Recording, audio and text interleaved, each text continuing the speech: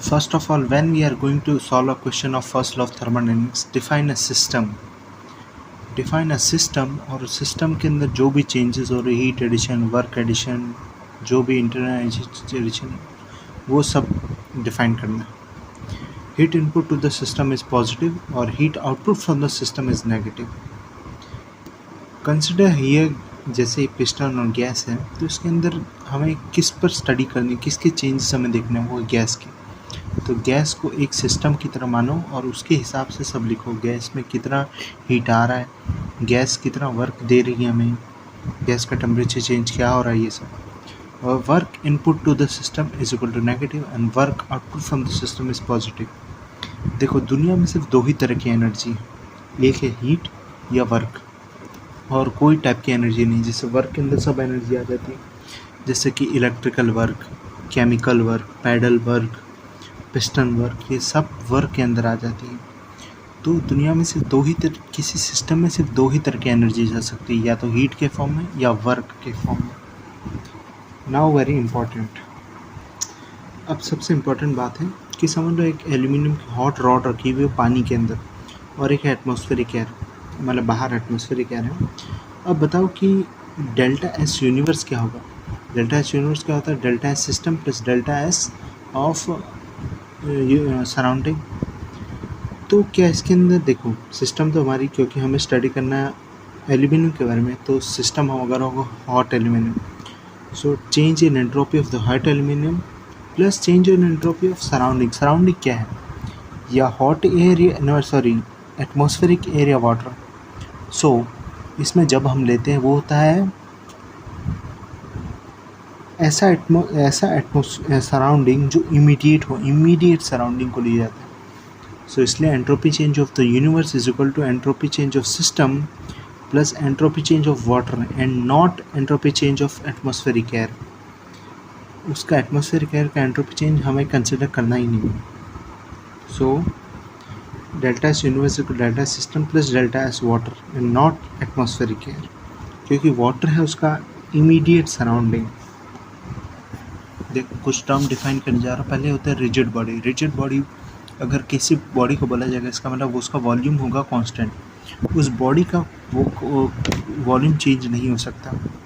और अगर उस रिजिड बॉडी में गैस भरी है, तो गैस जो होती है वो ऑक्यूपाई करती है पूरा वॉल्यूम ऑफ द जो भी है चीज़ जिसके अंदर वो रखी हुई. सो अगर रिजिड बॉडी दी हुई है तो मतलब volume of the gas change नहीं हो.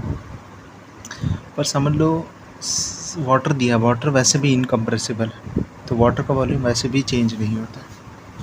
बट कोई ऐसा फ्लूइड दिया है जो इनकम्प्रेसिबल है और वो गैस नहीं है, लिक्विड है, सो उसमें रिजिड बॉडी देने से वॉल्यूम कांस्टेंट का कोई लेना देना नहीं, क्योंकि हमारी सिस्टम जो है वो गैस है या फिर वाटर है. सो इफ रिजिड बॉडी के अंदर गैस है तो उसका वॉल्यूम कांस्टेंट रहेगा. किसका? गैस का वॉल्यूम कांस्टेंट रहेगा. Volume of the gas is fixed. Rigid close system है, मतलब ना तो उसके अंदर मास आ सकता है और ना उस सिस्टम का वॉल्यूम चेंज हो सकता है. मतलब गैस का मतलब बाहर से अंदर कोई वो नहीं आ सकती, अपने क्या बोलते हैं. देखो रिजिड क्लोज सिस्टम का लिखने का मतलब ये है क्योंकि रिजिड इंसुलेटेड टैंक भी होती है, जो हम नेक्स्ट चैप्टर में पढ़ते हैं ओपन सिस्टम में. वहाँ पे हम फ्लो वर्क को ज़ीरो मानते हैं, क्योंकि वहाँ पे डिस्प्लेसमेंट वर्क को ज़ीरो मानते हैं. ओपन सिस्टम में एक एजम्पशन है, क्योंकि रिजिड रहती है टैंक, इसकी वजह से. और रिजिड क्लोज सिस्टम का मतलब ये है कि मास और वॉल्यूम दोनों चेंज नहीं होने वाले. मास इसलिए नहीं क्योंकि क्लोज्ड है, और वॉल्यूम इसलिए नहीं क्योंकि रिजिड है. कोई बोला सील्ड का मतलब क्या है? Sealed means no mass exit. Sealed has no connection to insulation. मतलब सील्ड का मीनिंग है मास अंदर या बाहर नहीं जा सकता. उसका इंसुलेशन, मतलब सील्ड बोला है तो उसका मतलब इंसुलेशन नहीं है, मतलब इंसुलेशन से कोई लेना देना नहीं. Closed system, mass remains constant, pressure volume temperature can change. Pressure volume temperature एक सिस्टम प्रॉपर्टीज़ है, वो चेंज हो सकती है. But remember, work and heat are not system properties. इसलिए न वर्क और हीट को एक्सटेंसिव इंटेंसिव प्रॉपर्टीज़ नहीं बोला जा सकता, क्योंकि वो प्रॉपर्टीज़ ही नहीं है, पहली बात. तो इसलिए work and heat are path functions and not extensive properties because they are not properties at all. There is no flow work in close system. There is no term of enthalpy क्योंकि enthalpy is equal to U plus P V. So enthalpy का कोई term नहीं है इधर. Regressive मतलब rigid मतलब use नहीं होता enthalpy. Close system also called controlled mass system क्योंकि mass is immense constant. Why IC engine is closed system and steam turbine is an open system? हम आगे पढ़ेंगे कि हम IC इंजन में हैं क्लोज सिस्टम का फॉर्मूला लगाते हैं क्योंकि IC इंजन में एक मास आता है वो फिर उसके बाद पूरी वॉल्व बंद हो जाती है. फिर उस मास पर सब हीट वर्क सब वो करता है. एनर्जी चेंज वेज होना होता है. उसके बाद वो मास फेंक दिया जाता है. उसमें फ्लो वर्क नहीं हो रहा होता मतलब चीज़ें फ्लो नहीं कर रही थी. आता है मास थोड़ी देर के लिए रुक जाता है फिर सब काम धंधा उन पर फेंक दिया जाता है. It's just like closed. During the process the valves are not open. There is no continuous flow of मतलब जैसे वो क्या बोलते हैं इंसुलेटेड टैंक वाला रिजिड टैंक में एक कंटिन्यूस फ्लो होता रहता है बाहर से. पर यहाँ एक मास आ गया उसके बाद सब बंद हो जाता है वॉल्व. बात करते हैं हम स्टीम टरबाइन की. स्टीम टरबाइन की अगर हम बात करें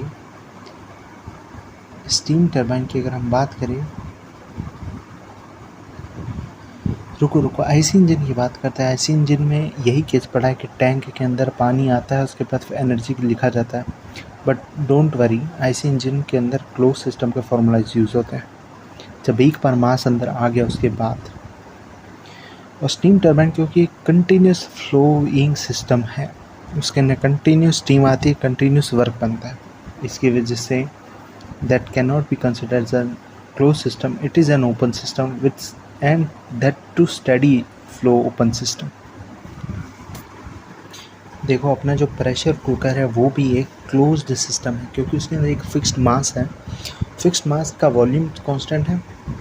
उसका वॉल्यूम का तो मैं बोल नहीं सकता. सॉरी वॉल्यूम क्यों constant. Never said that close system में वॉल्यूम कांस्टेंट होना चाहिए. Volume is changing property. Mass constant रहेगा क्लोज सिस्टम में. और क्या होगा प्रेशर टेम्परेचर ये सब चेंज हो सकते हैं.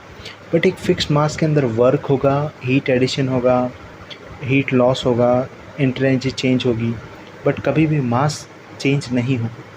बट एट द मोमेंट जब वॉल्व ओपन कर दी जाएगी उसकी सीटी ओपन हो जाएगी तब वो एक काम करेगा एक ओपन सिस्टम की तरह.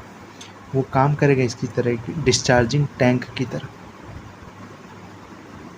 एटमॉस्फेरिक एयर में यहाँ हाई प्रेशर जा रहा है ऐसे तब वो ओपन सिस्टम का फॉर्मूला जो बड़ा सा है M2U2 is equal to M1U1 plus half M2 minus M1 V² plus M2 minus M1 H pipe plus Q plus W वो वाला लगेगा एट द मोमेंट जब वॉल्व ओपन रहेगी उस टाइम तक. जैसे वॉल्व फिर बंद हो जाएगी तब फिर क्लोज सिस्टम वो हो जाएगा. What is isolated system. Isolated system का मतलब ये है कि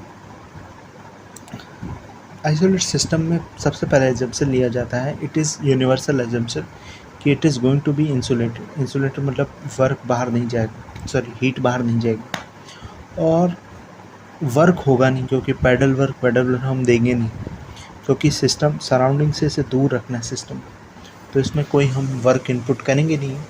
और अगर अंदर वर्क कुछ हो भी रहा है तो बाहर आ नहीं पाएगा क्योंकि वर्क आ नहीं पा रहा बाहर तो वर्क कंसिडर नहीं किया जाएगा क्योंकि वर्क को कंसिडर करने के लिए उसको सिस्टम बाउंड्री पार करनी पड़ती और इस केस में वो पार नहीं करता है. So Q is equal to 0 W is equal to 0 इसका मतलब delta U is equal to 0.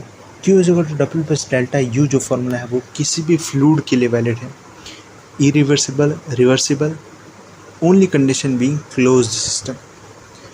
Reversible के लिए वैलिड है इरिवर्सिबल के लिए वैलिड है गैस के लिए वैलिड है वाटर के लिए वैलिड है सब के लिए वैलिड है. Only condition being closed system. तो delta U is equal to 0 from first law of thermodynamics. This is a Q is equal to W plus delta U is for a certain process. So delta U is equal to 0 if at this moment इसका मतलब अगर real gas भरी ideal gas भरी होगी, मतलब T1 is equal to T2 और T1 is equal to T2, ये देखो टेम्परेचर के change when it is a real gas, जब वो रियल गैस होगी तब टेम्परेचर चेंज हो सकता है, but until it is an ideal gas temperature change नहीं हो सकता। यस, टेम्परेचर चेंज नहीं हो सकता। और एक और बात है, एंथैल्पी भी वही बात होगी कि चेंज हो भी सकती है, नहीं भी हो सकती, but the thing is here, क्या एंट्रोपी ऑफ यूनिवर्स चेंज होगा? Let's see the next page. मैंने सब बहुत गिरसली लिखा है इसके बारे में। So we know change of entropy of universe is equal to change of outer system plus change of entropy of surrounding. तो चेंज ऑफ सराउंडिंग ज़ीरो है, क्योंकि सराउंडिंग में ना तो वर्क, मतलब पहली बात हम पढ़ेंगे एंट्रोपी वाले चैप्टर में कि वर्क की वजह से कोई एंट्रोपी चेंज नहीं होती। उसका रीज़न ये है कि एंट्रोपी चेंज हीट के कारण ही डिफाइंड है, वो एक ऐसा टर्म है जो हीट के लिए ही डिफाइंड है, वो वर्क से नहीं चेंज होता। क्योंकि सिस्टम से सराउंडिंग में there is no heat flowing, that's why there is no change of entropy of the surrounding and it is written adiabatic, reversible or irreversible. मतलब change of entropy surrounding is equal to zero because there is no heat transfer. Even if the system is adiabatic, even if the system is reversible adiabatic or irreversible adiabatic, Q is equal to zero. Change of entropy surrounding is zero. तो change of universe क्या होगा? Change of entropy of system. अब system की बात करते हैं, तो system में टेम्परेचर चेंज हो सकता है, बिल्कुल। As I said, real gases है, टेम्परेचर चेंज हो सकता है रियल गैस का, तो entropy of the system change हो सकती है। तो और पहली बात, घट नहीं सकता। The thing is change universe का हमेशा एंट्रोपी जीरो से बड़ा रहता है। यूनिवर्सल प्रोसेस होनी है तो होना पड़ेगा। इसका मतलब ये है कि सिस्टम का एंट्रोपी भी या तो ज़ीरो हो सकता है या फिर ग्रेटर देन ज़ीरो हो सकता है। System in the case when there is a chemical reaction and takes an entropy generation comes to picture. Yes, समझ गया, टेम्परेचर चेंज होगा या फिर एंट्रोपी जनरेशन अंदर होगी, या फिर एक और चीज़ होती है जो उसे बोलते हैं एंट्रोपी ऑफ जनरेशन, जो जब केमिकल रिएक्शन अंदर होगा आइसोलेटेड सिस्टम में। देखो, अगर आइसोलेटेड सिस्टम में केमिकल रिएक्शन हो रहा है, फिर भी अगर हीट बाहर नहीं जा रही, वर्क बाहर नहीं जा रहा है, सिस्टम बाउंड्री के पार नहीं कर रहा है, तो वो they are not considered to be a work and heat, they are just zero because they are not crossing the system boundary. So delta Q is equal to zero, W is equal to zero, delta U is equal to zero, delta T may or may not change, but delta entropy of the system is either zero or greater than zero. Entropy of the universe nor entropy of the system can decrease, just as universe is isolated system. Let's see an example of isolated system. Universe खुद एक isolated system है, क्योंकि universe अनंत ब्रह्मांड, न universe के बाहर कोई heat जाती है, न वर्क आती है, न कुछ होता है, और फिर भी हम लिखते हैं कि entropy of universe is greater than equal to zero, लिखते हैं, तो बात खत्म। उस केस, यूनिवर्स वाले केस में भी सराउंडिंग का एंट्रोपी ज़ीरो है, क्योंकि सराउंडिंग के साथ यूनिवर्स इंटरेक्ट करता ही नहीं है। सील्ड का मीनिंग समझाता हूँ। सील्ड का मीनिंग है क्लोज सिस्टम के साथ। क्लोज सिस्टम में सील्ड अगर वर्ड लिखा है, इसका मतलब मास सिस्टम का चेंज नहीं होने वाला। Of course volume can change and और सील्ड का इंसुलेशन से कोई लेना देना नहीं। सील्ड होते हुए भी हीट ट्रांसफ़र भी हो सकता है, वर्क मतलब energy transfer heat of work के फॉर्म में हो सकता है। Now what is reversible process? देखो, रिवर्सिबल प्रोसेस का सीधा सीधा मतलब है, रिवर्सिबल प्रोसेस होने के लिए कोई भी प्रोसेस को, पहली बात उस प्रोसेस में फ्रिक्शन नहीं होना चाहिए, फ्रिक्शन की सख्त मनाही, और दूसरा बात है कि स्लो होना चाहिए, स्लो भी होना चाहिए और फ्रिक्शन तो बिल्कुल नहीं होना चाहिए। स्लो एक बार को हटा भी दूँ, नहीं स्लो भी होना चाहिए।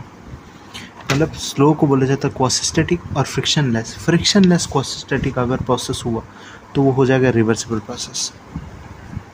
तो और क्या लिखा है, friction is not present during the process, जिस पाथ से आए हो उसी पाथ से वापस जाना, ये तो लेटर स्टेज में हम डिफाइन कर लेते हैं।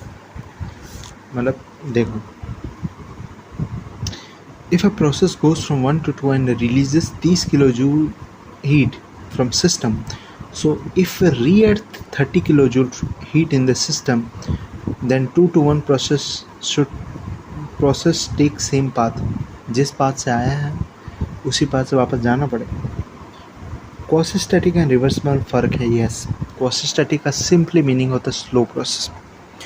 क्वासिस्टैटिक स्लो प्रोसेस हो सकती है जैसे कि बाहर बहुत ज़्यादा प्रेशर हो, जब बाहर बहुत ज़्यादा प्रेशर हो और अंदर प्रेशर स्लाइटली ही ज़्यादा हो तो क्या हो सकता है कि पिस्टन तो मूव करेगा वेरी स्लोली, बट ऐसा भी हो कि फ्रिक्शन हो वहाँ पे, तो this is not a case of then the piston moving under influence of very small pressure change but still friction is present, then it is not case of reversible process because there is a continuous loss of energy which is useless.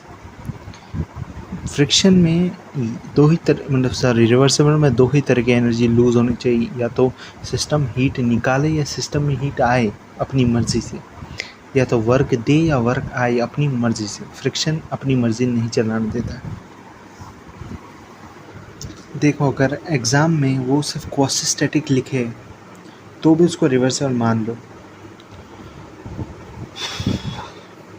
Close system के लिए quasi-static मतलब reversible.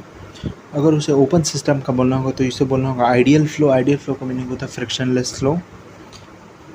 अगर बोले कि ideal flow है open system में तो इसका मतलब है रिवर्सिबल के सारे फार्मूले लगेंगे। वैसे भी वो जो फार्मूला है बड़ा सा M2U2 is equal to M1U1 plus वो वाला फार्मूला जो है वो रिवर्सिबल इरिवर्सिबल दोनों के लिए लगता है। वो सिर्फ एनर्जी बैलेंस है, और एनर्जी बैलेंस तो रिवर्सिबल इरिवर्सिबल दोनों में लगती है। सो है ये